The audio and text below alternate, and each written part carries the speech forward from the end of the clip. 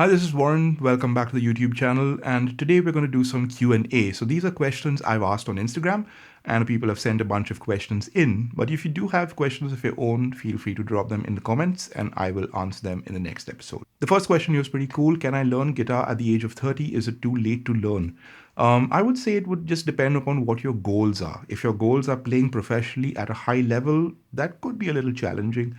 But if your goals are to just make some music that makes you happy, learn a few chords, learn how to accompany yourself, maybe play one of your favorite solos, that's definitely something that is achievable if you put in maybe half an hour of practice a day.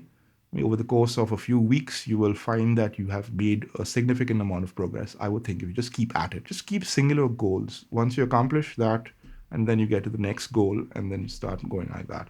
And before you know it, you would have turned 40 and you would have been playing guitar for 10 years, and that's pretty much as long as I was playing before I turned professional. The next question is, if you're trying to make your own tone or sound, what's a good place to start? I would say you need to have a clear idea of what you're going for in your head before you even get started touching the gear.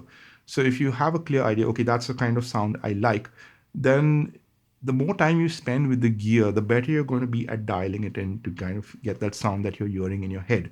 Now, very often I found that I was chasing a particular sound of a guitar player I admired, and then I got the exact same gear that they used, and I still found there was, some work lacking on my end.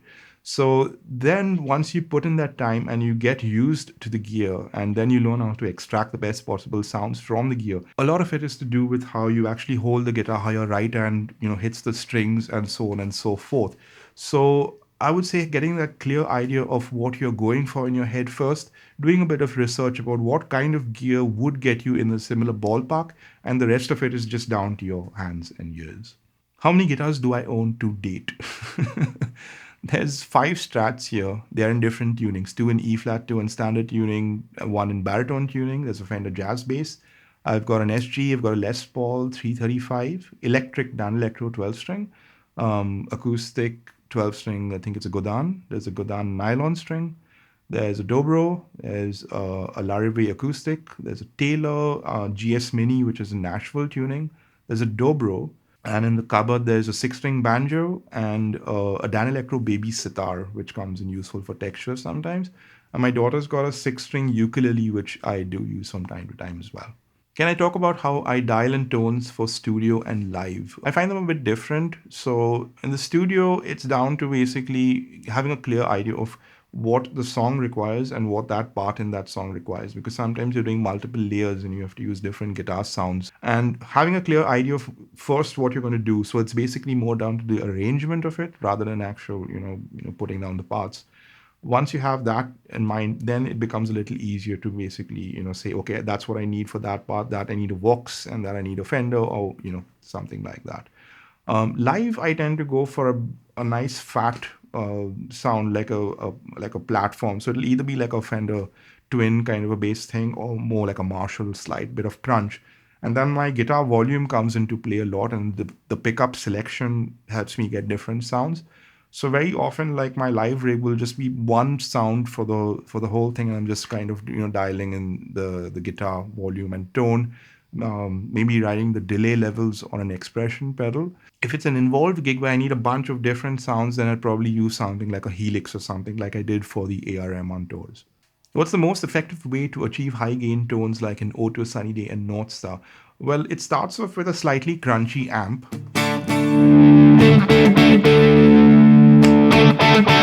So if my guitar volume is full up all the way, that's the amount of gain you're going to get. And then if you turn down the volume, it would clean up. Now, to that, I add something like a Maxon SD9. Now, the way I use overdrive pedals is with the level, close to full or on full, and then the drive set on the lower side. So the pedal's kind of just boosting an already distorting amp and then just pushing it further into higher gain. So something like this. Now, once I put that pedal on, then the entire range of the guitar volume becomes available to me. So even with the guitar volume around 3 or on like 9, both those sounds and anywhere in between is what I would be looking for. Now, very often I'll have the guitar volume around halfway or so, and I'll pick the note with the guitar volume halfway. And as the note is sustaining, I'll pull the volume up. So you actually have a lot more sustain tucked into the guitar that you can just access at any point by just turning that guitar volume up. And I find that reacts pretty well to how I'm picking, that amount of gain and that setting. So then I can bend it in a few different directions. And to that, we add a little bit of stereo delay, which is usually a quarter and eighth note on one side and a dotted eight on the other side. So something like that. Now for Ode to a Sunny Day, I added this Univibe, which adds a slightly more vocal sound. The one on my board is a dry bell vibe machine.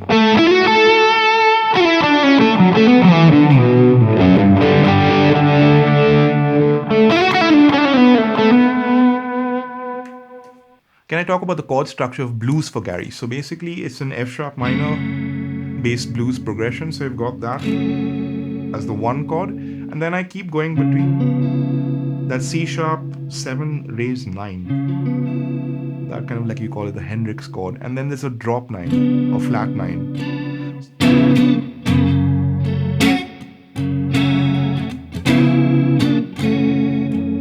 So that sets up the verse, and then you've also got the 4 minor, the B minor, and you've got a E major 7, the C sharp 7 raised 9 flat 9, back to F sharp minor, and then I've got this E11 chord, pretty easy to play, just one finger cross, then D major 7, and then the C sharp raised 9 flat 9, back to the F sharp minor.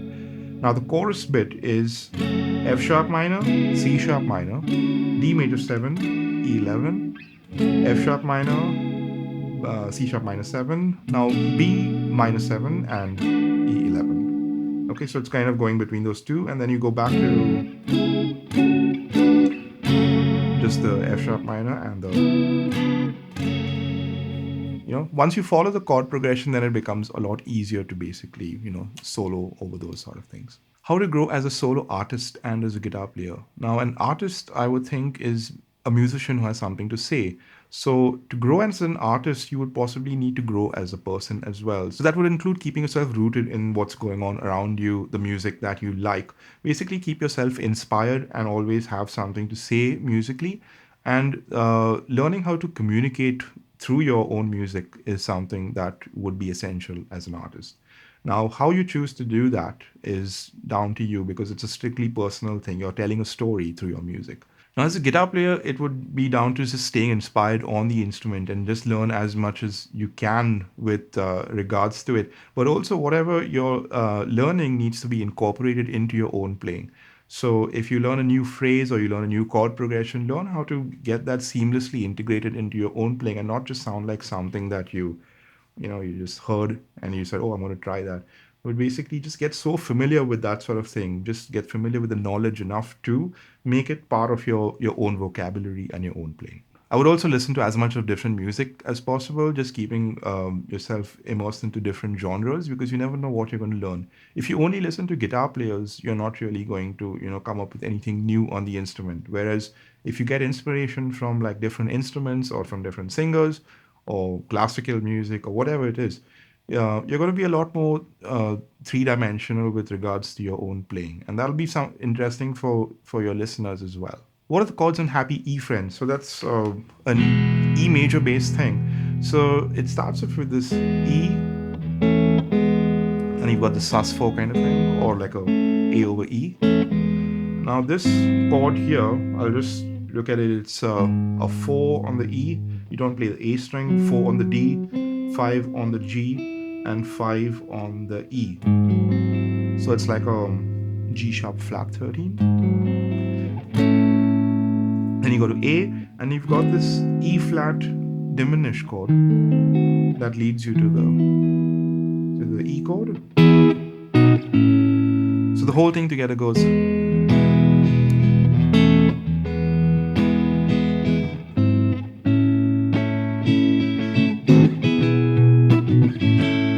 And then you've got the connecting bit, which is G sharp minor, C sharp minor 7, G sharp minor, C sharp minor, G sharp, and so I kind of just do it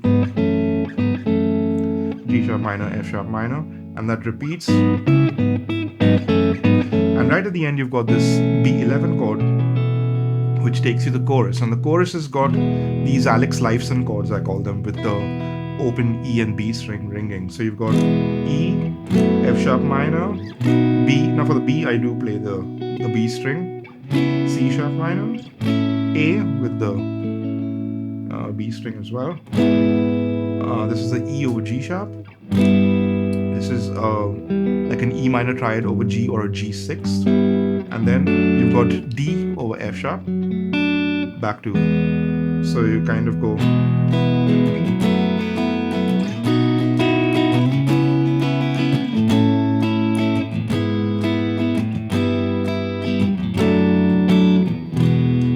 And when you're soloing over that chord progression, you kind of just stick to the E major for most of it. Now when you come to this chord, you can kind of go to the E minor, because you've got that E minor in that chord. And you go back to the major when it comes around over there. Any ear training exercises that I would recommend? Well, one I always do is this. You take your low E as your drone string and you close your eyes and you hit random notes. So that sounds like a major second, so that would be an F sharp. That's a B, that's a fifth. Again there. That sounds like a 6, so that would be a C sharp. That's a major third, minor third. That's a flat 5. Okay, so now the further apart you go from an octave, it gets more difficult. So I would just say just stick on one string to start with. And that sounds like a -6, so that's a C. That sounds like an F sharp, major second. So that sounds like an F, right? Yeah, so basically close your eyes, hit random notes over the E, and try to hear the distance between the two notes. That's the important bit. So the distance between the two notes is called an interval, and you're learning to recognize intervals. If you also Google ear training intervals, you'll get a bunch of exercises. I think you get those phone apps as well that you could use. Anything that helps you track the distance between your two notes would be the first step of ear training for you. Tips on soloing while changing chords. So the first thing to do is to basically know the chords themselves, know the chord progression well, and know the component notes of each chord. So if I just take two chords, like an E and an A, so your E is basically E, G sharp, B, 1, 3, 5 of your E major scale, and then your A is A, C sharp, and E. Okay, so first of all, I know there's one note in common, which is E, and that note will go over both those two chords. Now I'm going to also look at the thirds. So in the case of E, it's a G sharp. In the case of A, it's a C sharp. So I'm going to use the E major scale to connect those two notes.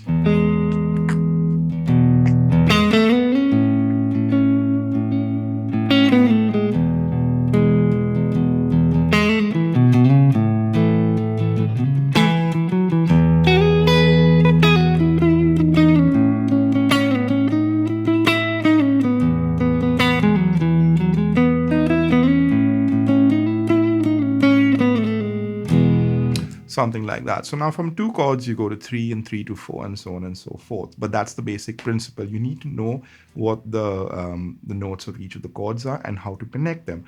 Now, another thing that's also useful is to know the chord arpeggios. Like, you know, your E chord, for example, you'll play.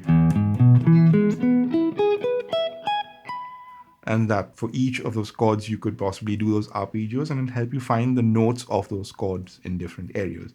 Now, if you're playing diatonically, where all the chords of that progression are coming from one single scale, then that kind of becomes simpler. Now, the thing is when you start switching scales, because you get chords that are either borrowed chords or like, you know, like a E and an A minor that comes on. So then you need to know which of those notes is outside the scale. So for example, this is a C note that's out of your, so I'll kind of do.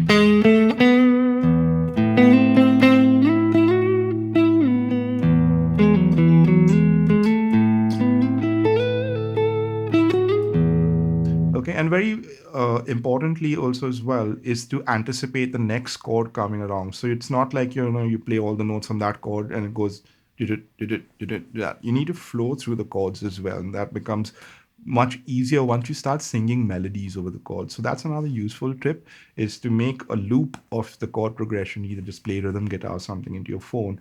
And while that plays, put the guitar down and learn to sing a melody. And very often you'll find your ear will tell you what notes will work. And then it's a simple matter of taking a guitar and then learning to play that melody that you just hummed. Do I read, and which books are my favorites? Well, these days, if you look at my Kindle app, it's all music related. There's some cool books in there. Yeah. So at least that's what kind of keeps me still interested in reading these days, because I'm pretty obsessed with musicians and producers and their careers and stories about them. Any tips for someone who is sensitive and has a low patience for starting to learn the guitar? I would say make very small goals. So even if it's basically strumming your E chord in time, with a metronome, with each note, because even that can be a bit of challenge for a beginner just to get each note ringing.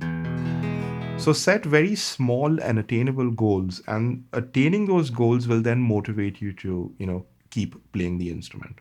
Have I ever tried doing vocals? Well, I have actually. On the second album mainly. I did vocal textures on two songs. One was Lullaby Bye in the chorus. You can just hear those paddy kind of vocals. And then in Ode to a Sunny Day, those weird instruments that those are my multi-track voices going through a Leslie speaker. So I have dabbled in that in the past, but generally I leave all the serious singing to the professionals. So on the second album, I had Johnny Barker on Another Sun, Emma Walter on Older Wise and Grey. On the third album was Nikhil D'Souza on Come Anyway, and on the fourth album, Tejas Menon did Love Song to the Truth. And on the most recent album, Tarana Marwa from Komarebi, she did some beautiful vocals on the last two songs of that Hindsight is 2020 album. So I wish I had the confidence to do the vocals myself, and more than confidence, actually the proficiency. But I kind of have really good friends who are amazing singers. So most often I would just, call on one of them to help me out.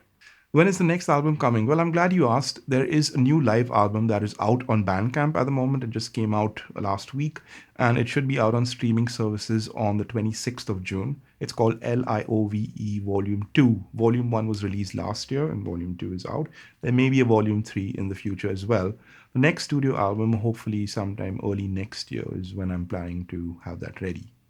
What are my experiences playing music in New Zealand? I think because of the population, the smaller population, a lot of the gigs are a little bit more DIY, where you bring your own, backline lights and PA.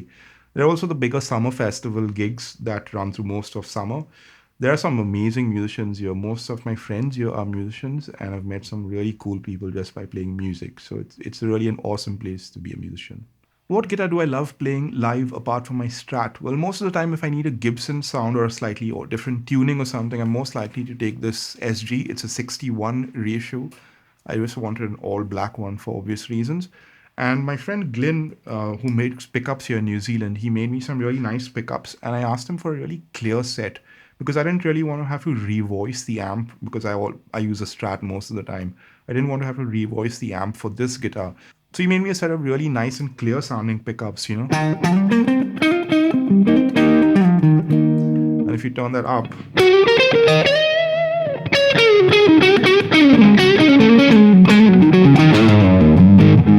and the bridge pickup has got a lot of snarl as well. And most of the time I just drop that tone knob to just get it to sweeten up a bit. But if I turn that bridge pickup volume down and then that tone up, you get a whole bunch of different sounds, And also switching between the two pickups.